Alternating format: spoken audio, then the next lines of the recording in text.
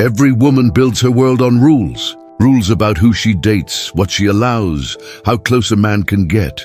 They make her feel safe, like she's in control of her emotions, her image, her future. But here's what Machiavelli would whisper if he stood beside you.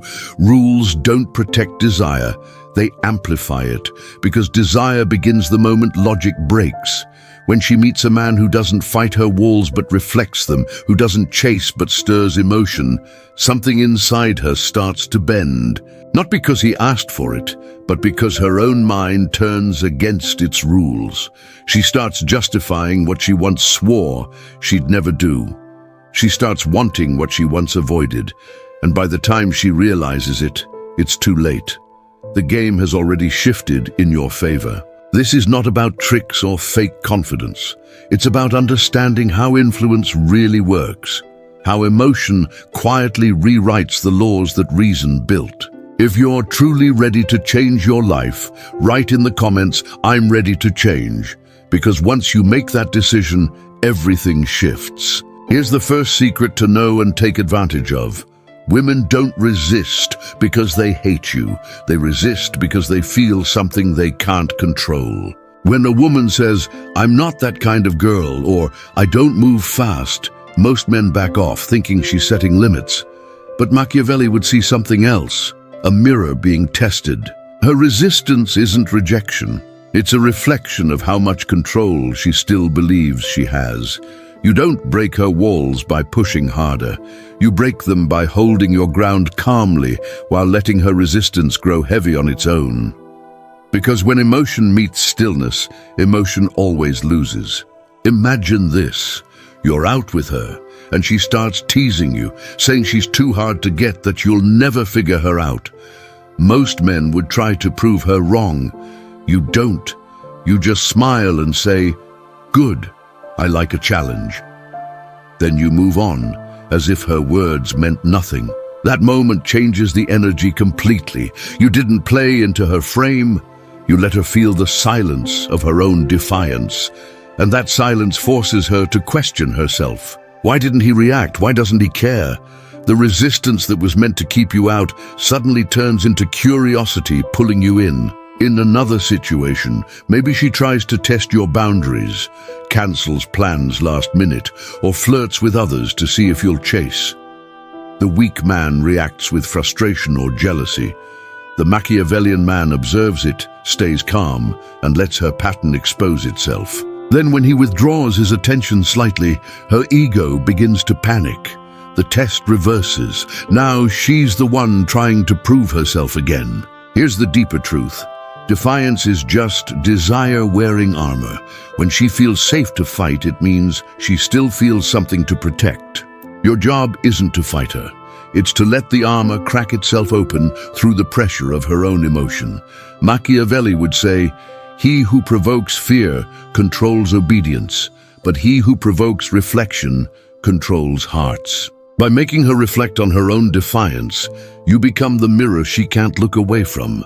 So remember this, when she resists, don't rush to win. Stay calm, stay steady, stay slightly unpredictable, because the moment her resistance feels useless, her desire finally takes over. And that's when her rules start to bend. Not because you broke them, but because she did. Here's the second secret to know and take advantage of. Women are addicted to emotional rhythm, not stability. They say they want peace, but peace without tension feels empty.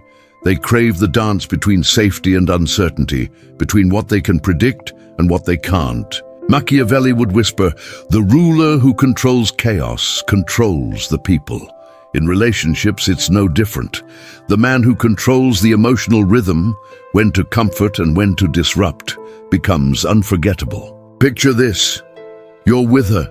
The energy is calm, maybe too calm. You listen, you connect, you make her laugh, but something in her eyes starts to fade.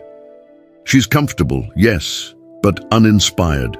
And then you shift the air. You slow your speech. You lock eyes longer than usual. You say something that cuts through the surface, something that shakes her just enough to make her heartbeat pick up. You don't need to be cruel or mysterious. You just introduce a spark of uncertainty. It could be as subtle as saying, "You think you know me already? That's cute." And then going quiet. That pause, that silence makes her imagination spiral, because mystery creates motion, and motion creates attraction. In another setting, maybe she tries to create chaos herself, a sudden cold text, a mood shift, a distance out of nowhere. Most men panic. They chase, explain, reassure. But the Machiavellian man smiles at the storm. He lets her chaos burn itself out. He doesn't try to fix her emotions. He makes her feel safe inside them by not losing control himself. She feels his calm, his dominance, and it grounds her. It's like standing in a hurricane and realizing one man's stillness is stronger than the wind itself. That's when desire deepens, not just attraction, but dependence. And here's where most men fail. They confuse calmness with passivity. But real calmness isn't empty, it's charged. It's the silence before thunder. When she senses that your peace is chosen, not accidental, it shakes her deeper than any grand gesture could. She starts to feel something primal, the balance of danger and safety, the exact polarity that ignites desire at its core. A Machiavellian strategist would say, "A wise ruler uses both fear and love, never in excess, but always in rhythm." You must become that rhythm, a man who can lead her through emotional chaos without being consumed by it. So here's the truth. Stability without polarity kills desire, but unpredictability without grounding kills trust. Your power is born in the middle, controlled chaos. You become her calm in the storm, and sometimes the storm itself, because once she realizes you can pull her out of her comfort zone and make her feel safe there, she stops trying to resist you. She starts to follow your lead, willingly, helplessly, instinctively. And when that happens, the rules she built to protect her heart start dissolving on their own. Here's the third secret to know and take advantage of. You never truly break a woman's boundaries. You make her cross them herself. When Machiavelli spoke of power, he never mentioned brute force. He spoke of persuasion through inversion. He said, "The wise ruler achieves submission by letting others believe they act of their own will." And that's exactly how desire works. Every woman builds walls, moral ones, emotional ones, even physical ones. She tells herself what kind of man she will never fall for, what kind of touch she will never allow, what kind of story she refuses to live again. But here's the paradox. The more she repeats those lines, the more she's reinforcing the image of the man who could make her forget them. So your job is not to attack those rules head-on. It's to reverse the direction of pursuit. You don't chase her resistance, you let her chase her own surrender. Picture this. She says, "I don't usually open up this fast." You smile, slow and calm, and say, "Then don't keep your secrets. I like mystery." Then you change the subject. Now she's thinking about what she didn't tell you and why she suddenly wants to. Or imagine she warns you early on, "I'm not looking for anything serious." The average man debates, convinces, or promises more. The Machiavellian man just nods. Good, neither am I. I don't want to ruin the fun by labeling it. The instant you remove pressure, her subconscious flips. The rule she created to protect herself begins to suffocate her, and curiosity starts to breathe in its place. Because what she truly wanted was not protection. It was freedom. Freedom to feel something rare, something real without guilt. You don't offer that freedom by asking for it. You offer it by mirroring her boundaries back to her until she starts to test them herself. That's the law of subtle reversal. You transform resistance into invitation. She says she doesn't want to fall for anyone. You tell her she's too strong for that anyway. She says she's not into games. You say, "Perfect. I don't play. I only enjoy watching others try." And with every response, you plant the same seed. You're different. Not because you say so, but because you act like you don't need to prove it. Machiavelli would have told you, men are driven by necessity. Make them believe it is their choice, and they will walk willingly into your plan. It's the same with women. The moment she feels she's in control, you already are. She'll think she's opening up because she wants to. She'll think she's crossing lines because it feels right. But every step she takes toward you is one you designed in silence. And when she finally realizes she's no longer guarding her walls, but guiding you through them, it's already too late. Her rules have turned against her. Here's the fourth secret to know and take advantage of. You don't need to corrupt a woman. You just help her give herself permission to feel what she already wants. Machiavelli would have said, "It is not by violence that you rule hearts, but by disguising desire as destiny." He understood the oldest truth in human nature. People resist what looks sinful, but surrender to what sounds noble. Most men fail because they fight her morality directly. They make her feel like she's betraying herself just to be with them. That triggers guilt, and guilt kills attraction faster than rejection ever could. But the Machiavellian man does the opposite. He wraps temptation in moral language until what she wants starts to look like what she should want. You're not teaching her rebellion, you're guiding her to acceptance of her own feminine nature. Imagine this. She tells you, "I don't usually move fast," or "I don't like being vulnerable." The unwise man pressures. The Machiavellian smiles softly and says, "That's exactly what makes it rare. You don't owe anyone speed or control. You follow what feels right when it feels right." In one sentence, you've reframed desire as self-respect. Her guard doesn't drop because you pushed. It melts because you validated her inner conflict. Or maybe she insists, "I'm not the type of woman who loses control." You tilt your head and reply, "Control is strength, but even strength needs rest sometimes." Now her mind twists the concept. What used to feel like weakness becomes balance. You didn't make her betray her values. You gave her a way to fulfill them differently. That's moral camouflage, wrapping her desires in the very values she believes protect her. And you must understand, this isn't evil manipulation, it's alignment. Every woman has two sides, the public self that seeks virtue and the private self that craves intensity. Society taught her to be ashamed of the second. Your job isn't to shame her further. Your job is to remove her shame completely. You make her feel like her impulses are not dangerous but natural. Like her passion isn't something she hides, but something she owns. This is the paradox that gives you power. The more you frame her surrender as self-expression, the more she feels empowered, even when she's giving in to you. And the deeper truth, women don't fall for the man who makes them feel wild. They fall for the man who makes them feel safe being wild. Machiavelli would remind you, appear virtuous even when your actions are bold. Because in love, just like in politics, the purest seduction is hidden behind good intentions. You are not taking her off her path. You're helping her accept the one she was already walking toward, and once she feels that freedom, she'll crave it again with you. Only you. But there's another power that magnifies all of this.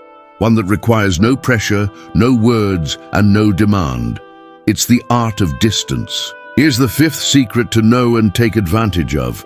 The less you try to control her, the more she bends toward you. Machiavelli would have said, "Power unseen is power doubled," and in attraction this means one thing: your distance has more influence than your presence. Most men believe that dominance is loud, that control comes from constant pursuit, endless texts, and constant availability. But that kind of closeness kills polarity.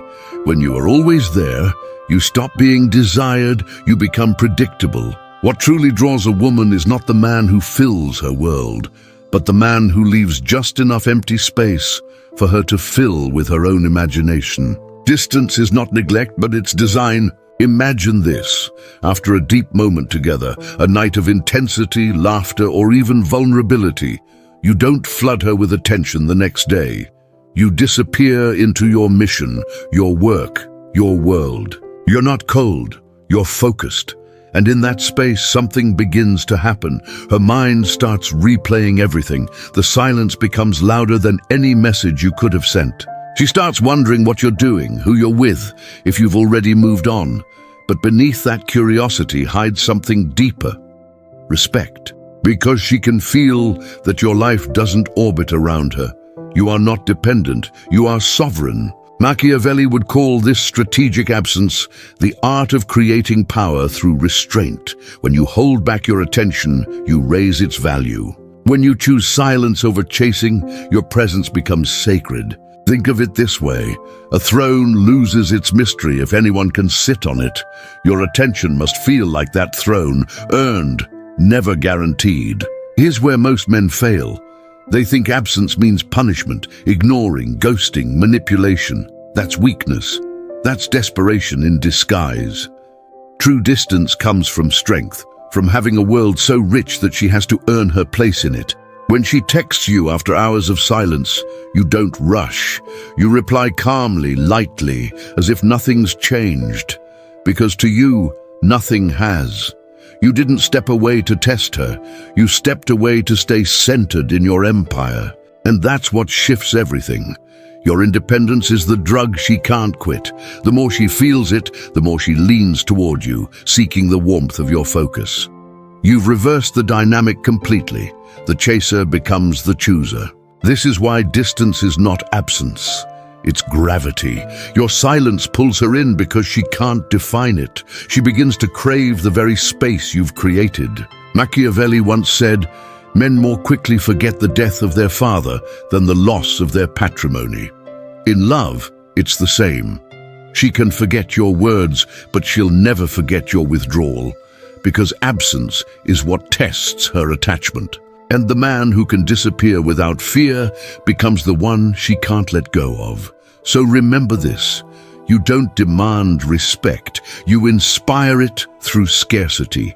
You don't chase validation, you make her offer it freely just to earn your attention.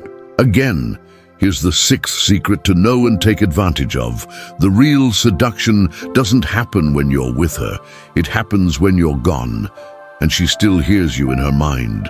Machiavelli would have whispered, "The ruler who occupies the heart needs no army."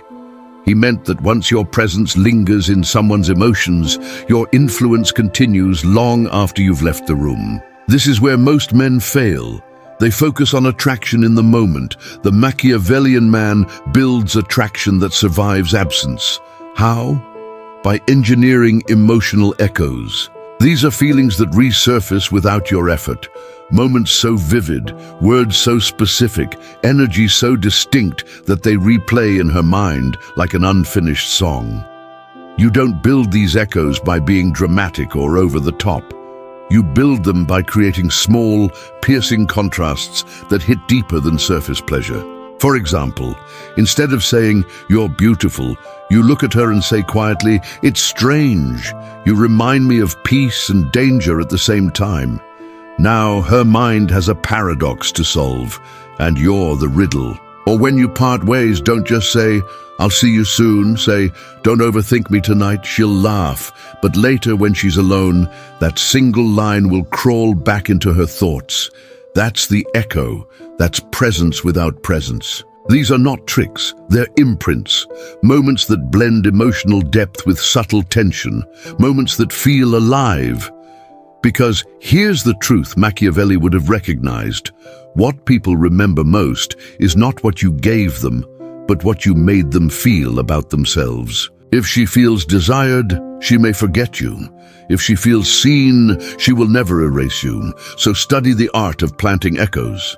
Leave traces in her emotional landscape, a tone, a glance, a challenge, a sentence that can't be answered. Each one becomes a ghost of you that lives inside her mind when she's at work. Something reminds her of your words. When she laughs with others, she wonders if you'd find it funny. When she's silent, she feels your energy in the quiet. You've become part of her internal dialogue, and that's where true control begins. You don't have to dominate her time, her space, or her schedule. You occupy something far greater: her attention. Machiavelli would smile here and say, "Influence that is remembered is stronger than power that is seen." And that's the final layer of this game. Not conquest, but memory. Here's the seventh and final secret to know and take advantage of. The most powerful seduction isn't when you win, it's when she believes she chose you on her own. Machiavelli would have smiled and said, "The greatest victory is the one your enemy never sees as defeat."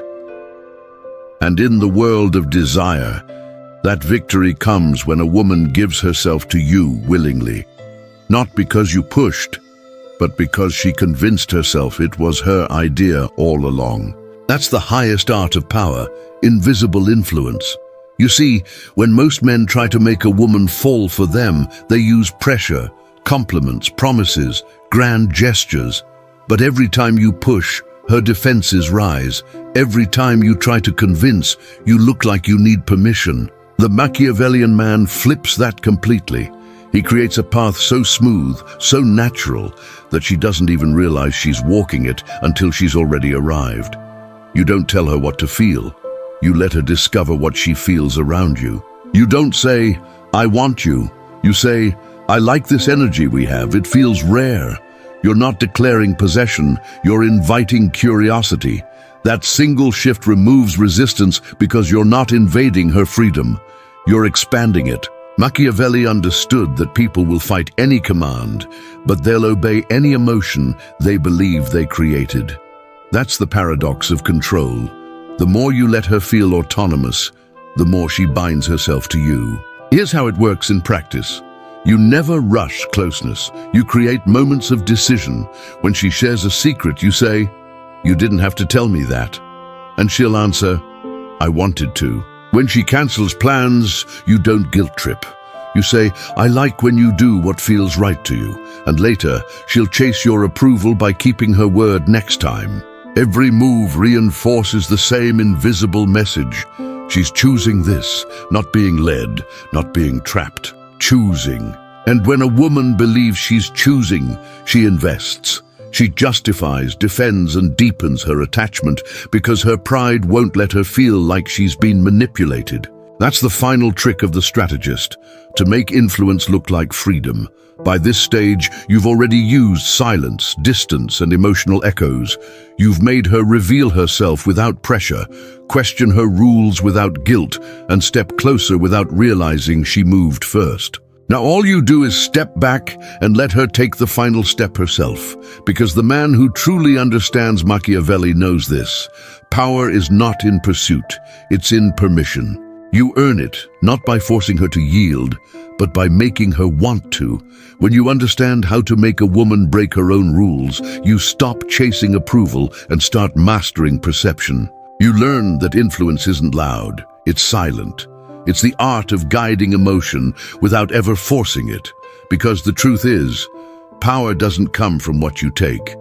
It comes from what you make others give willingly. And when you can do that, not just with women, but in every part of life, you become untouchable. Remember this, you don't need permission to lead, to attract, to win. You just need to understand the game deeper than anyone else. And the moment you do, you stop reacting to the world. You start designing it. If this opened your eyes and you're serious about becoming the man who's in full control of his life, my book is now available, The Undeniable Man, Built to be Chosen. It's a strategic guide for men who want to attract, lead, and dominate in their love life and beyond. Whether you're single or in a relationship, no fluff, no tricks, just pure, powerful strategy that will set you apart from 99% of men and that you will actually use every day. The link is in the description.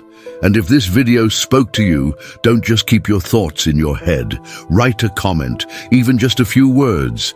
It helps you remember these lessons, and it might help someone else too. Hit the like button if you enjoyed this content and share it with someone who in your eyes needs it right now.